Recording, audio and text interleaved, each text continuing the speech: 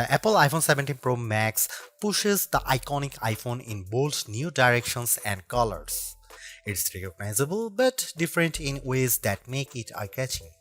The performance is stellar and the cameras set a new high watermark for smartphone photography.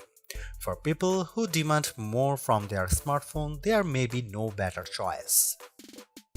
If you are looking different in your iPhone shopping journey, the iPhone 17 Pro Max has you covered. It's not just that fetching cosmic orange, the unexpected hue hit of Apple's eye-dropping event.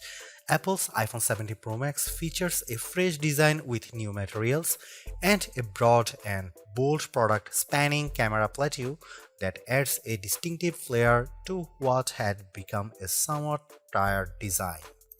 Inside, the changes are no less significant, from the powerful A19 Pro chip to the new vapor chamber supported heat management system, which enable enough performance to support every peak and valley of your experience. If you are fixated on cameras, the iPhone 17 Pro Max will not disappoint. There are now finally three 48-megapixel lenses that support a wide range of shooting styles.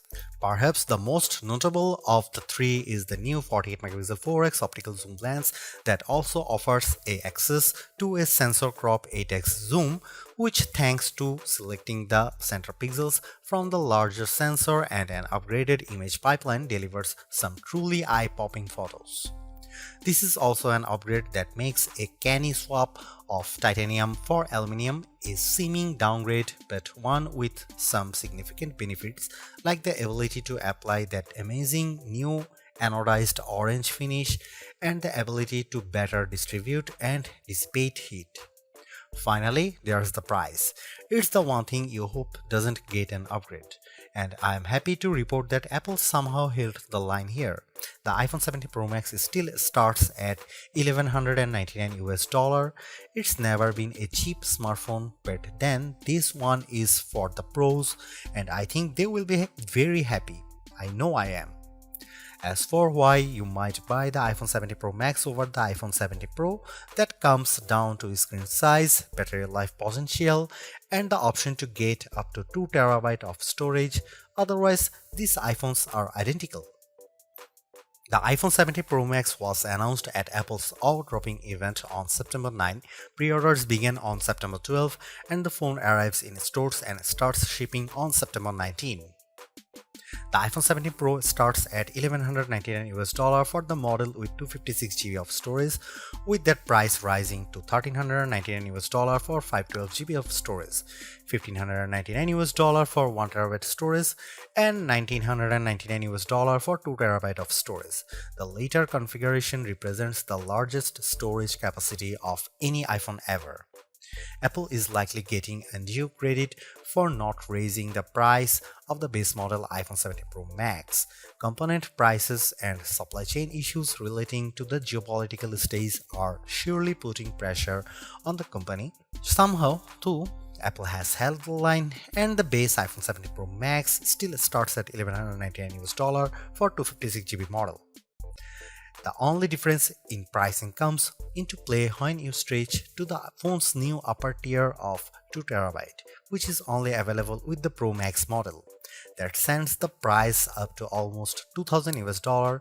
It boggles the mind that we now consider paying almost $2,000 for a pocket-sized device to be rational.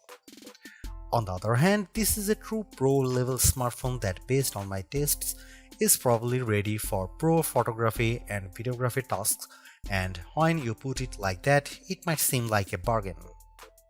I saw enough leaks in the run-up to the iPhone 17 line launch to have a pretty good idea of what was coming, and to be honest, I was preparing to hate the iPhone 17 Pro Max redesign and colors. Yet, here I am now, quite pleased with the giant plateau, and yes, loving cosmic orange.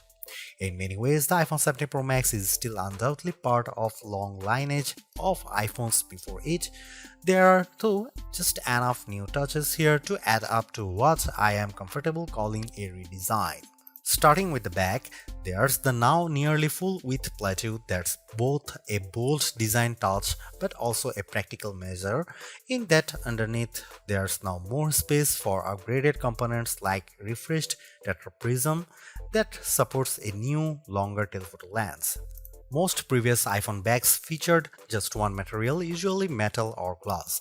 The iPhone 70 Pro Max is a spiffy mix of the two, metal and glass, or rather a larger rectangular ceramic shield cutout with the rest a univity chassis literally carved out of aluminium.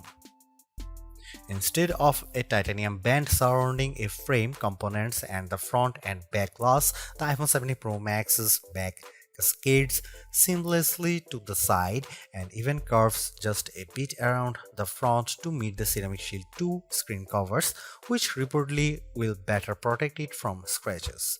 It will has an incredibly unified feel, and because Apple has radically cut down on edges, the phone feels very comfortable to hold.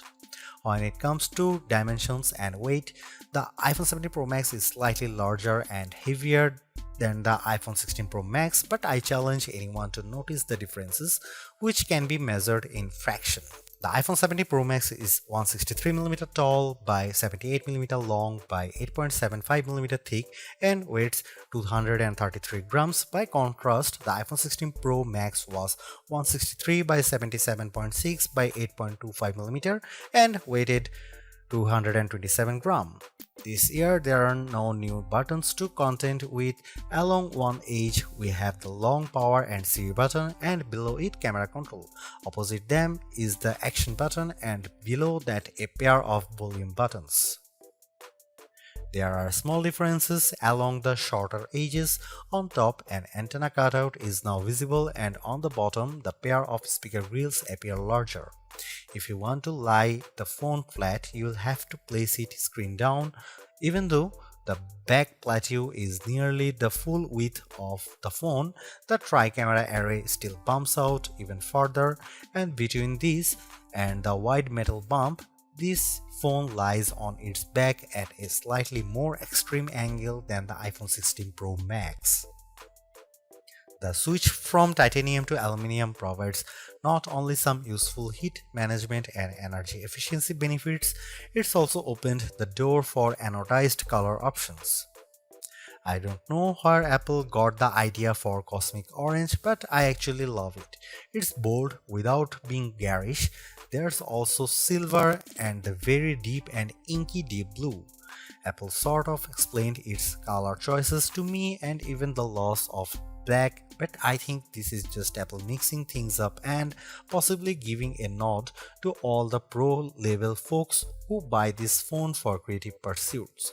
Orange is a color that will get you noticed. iOS 26's liquid glass interface might lead you to assume there has been some radical display overhaul, so much glow, shiny and artificial transparency. However, that would be mostly wrong.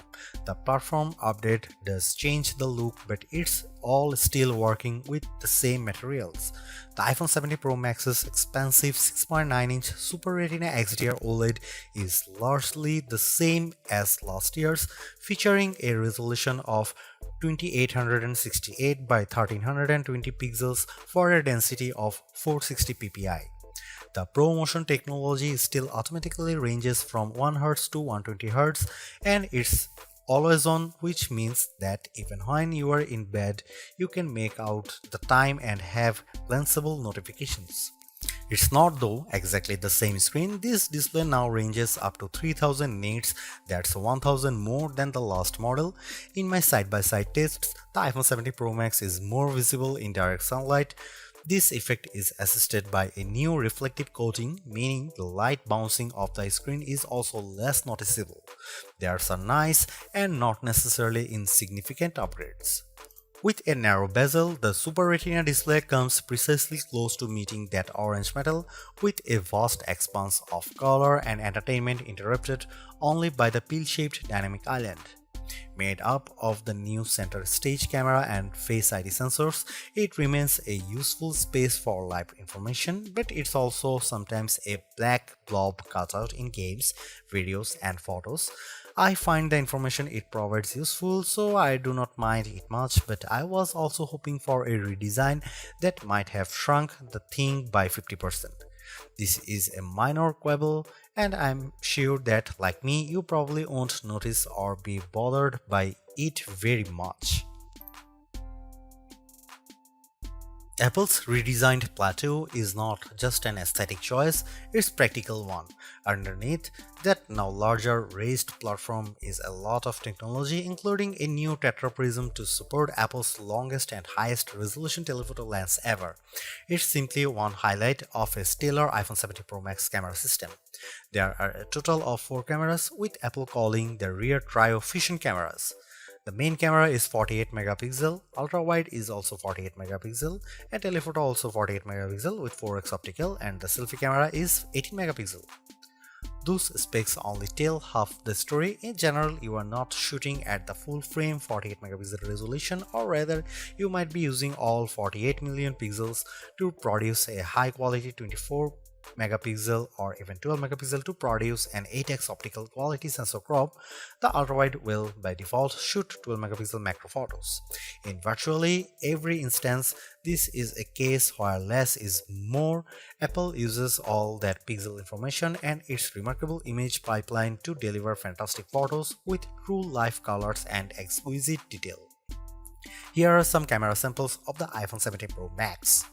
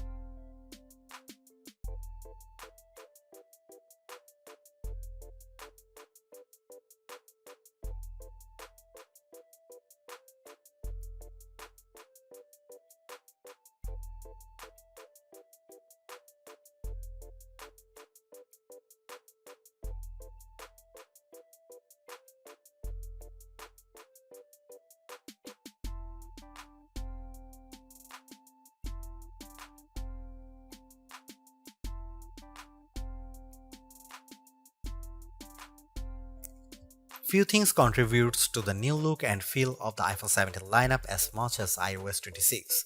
Liquid glass adds a translucent sheen to almost every aspect of the platform, and mostly it's gorgeous. Apple has done an excellent job of programming pixels to look like glass. Sometimes though, the transparency is overdone and I struggle to make out some interface elements. Think of it this way: when you can see through one element to view another, it can occasionally increase the overall clutter and make some things visually confusing. For example, when you swipe down on the screen to access global search, the search box still faintly shows what's behind it, which makes what's on top of it. What you are typing a little harder to read. It's small issues that Apple could easily address in the next iOS update. In some cases too, like the new first-party app icons, control center, and dock, iOS 26 is a welcome update that gives everything a little polish without throwing out the most recognizable elements. Apple Intelligence gets a few updates, like live translation and the ability for images captured through visual intelligence to be transformed into calendar entries.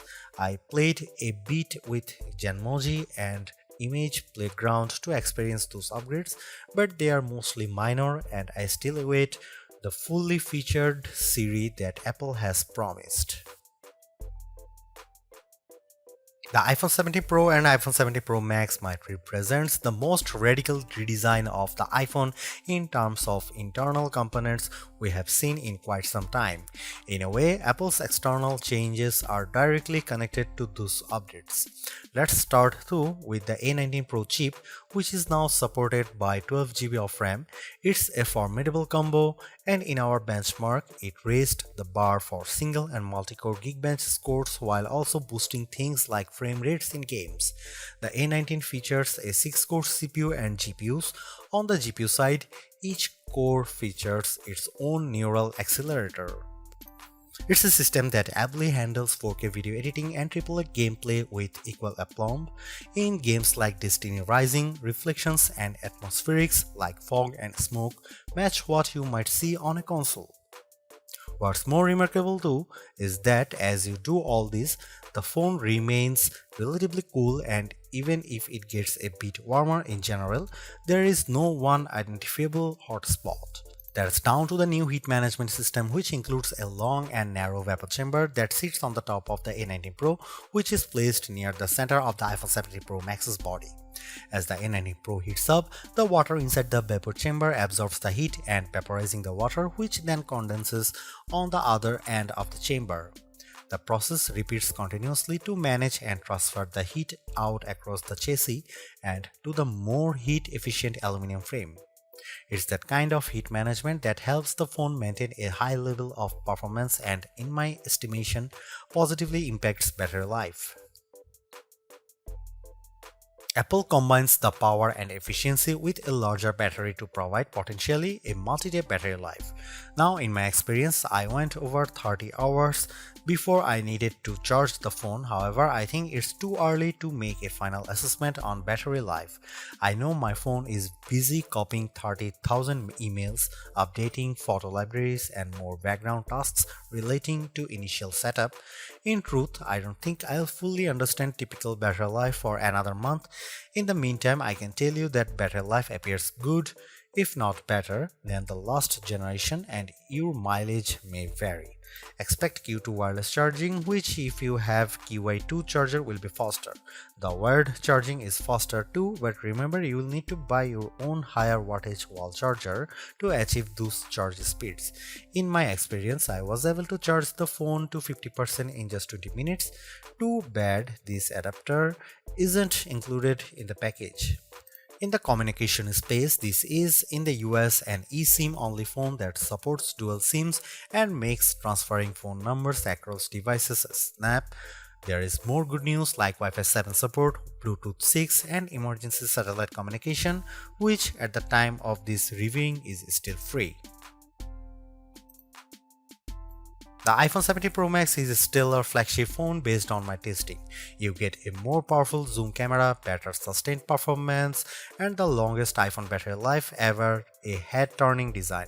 The iPhone 17 Pro Max is still behind the competition on AI and it's a bit thick and heavy, but overall it is easily one of the best big screen phones yet.